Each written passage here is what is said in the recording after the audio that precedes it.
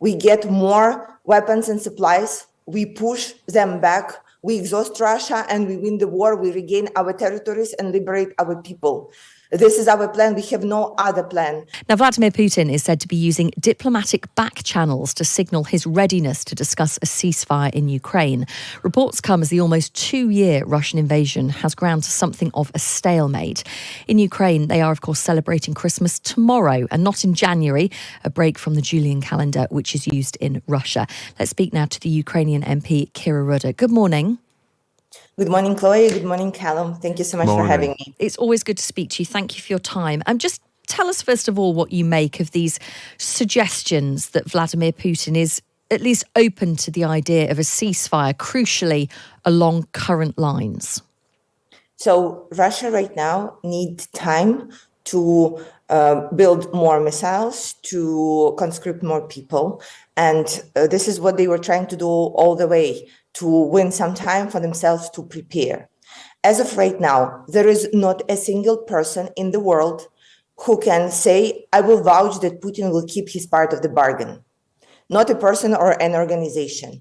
And this is why all his attempts to spread a message that they are ready for negotiation is just an attempt to disrupt the military support from our allies.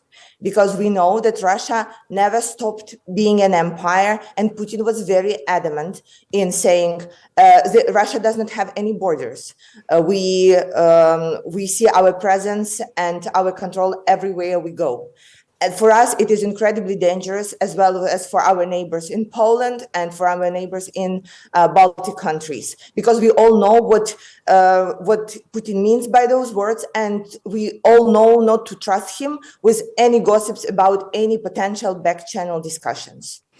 Is there an argument, though, that ultimately, and hopefully sooner rather than later, this war will end with a ceasefire? Are you suggesting that Putin could never be trusted to stick to any kind of deal at the end of this war? Not only am I suggesting that, we have a proof. This proof is that the war actually started in 2014, and there was an agreement of ceasefire since that time that was actually never honored. The battles continued in lower tempo, but they continued up till 2022 when the actual full-scale invasion started. And Putin's response to all the accusations were, it is not us, it was somebody else's mistake. I want to remind everybody the MH17 story, when up till this point, Russia did not accept the blame and were saying that it was not them. But the Hague court proved that it was Russia. And right now they are trying to bring them to justice. But we have no way on influencing Russia, no way of stopping them. This is why the only way that we see right now is to continue fighting. And this is what we do. When we are looking at 2024, we understand that the price that we have already paid is too high to stop where we are and to allow Russia to cut part of our country, to change the borders and create an additional threat to all of us. So how does this war end? Well, our plan is same as it was 2 years ago. We get more weapons and supplies. We push them back. We exhaust Russia and we win the war. We regain our territories and liberate our people. This is our plan. We have no other plan, because otherwise it is creating a precedent in 21st century that one country can annex a territory of another one, can commit all kinds of war crimes that is on the war crimes list, and then get away with that. And we're creating then this crazy precedent for all the other countries that wanted to take a part of their neighbors. And we know that there are many of those on Earth right now. And so, what's going to happen then? And this is why we understand the importance of what we are doing. And this is why we continue fighting. How concerned are you over the US and indeed the EU dragging its feet over funding for Ukraine right now?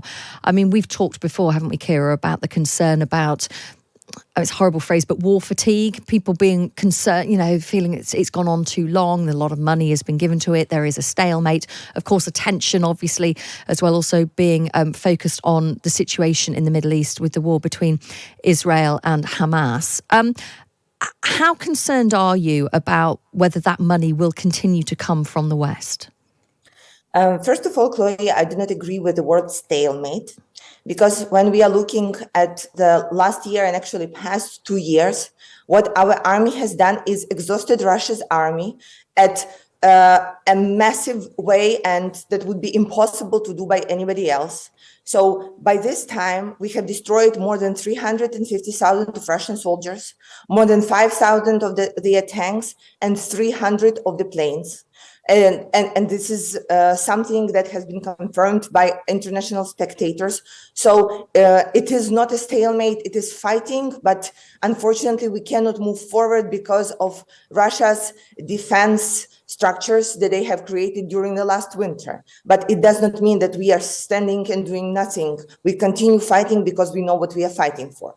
About the international support, yes, it is indeed incredibly hard getting into 2024, knowing that our allies have given us political promises, both the United States and the European Union, but the execution of those promises will happen sometime in January, and the EU says that it will be like on February the 1st. And we have still to somehow survive for the whole month of January. It is a concern. But we also know that world democratic leaders are standing with us. And I want to use this opportunity to thank all the people who were standing with us for the last 2 years, for all the people from the United Kingdom who supported us and believe in us. I want to assure you that we will keep fighting because we know what we are fighting for.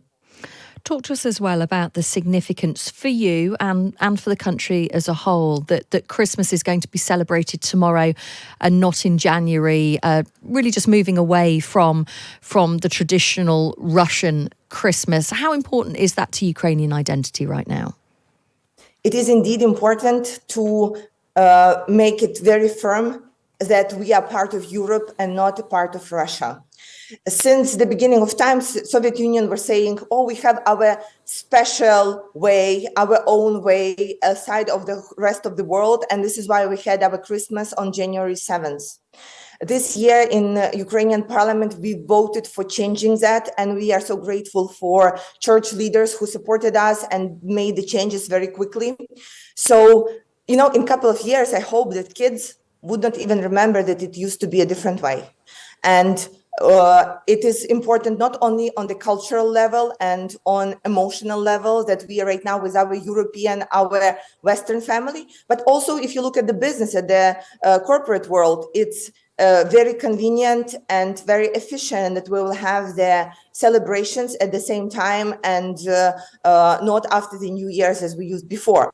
I think it's also important to showing that we are moving in our European integrations full speed, not only with negotiations, with the bills that we are voting on, but on an everyday basis, saying Ukraine is Europe. Kira, it's always good to speak to you. Thank you so much. And I do hope that you manage to get some respite, some break over the Christmas period. Thank you so much. Thank you. Merry Christmas and glory to Ukraine. Thank you so much. That is the Ukrainian MP Kira Rudik.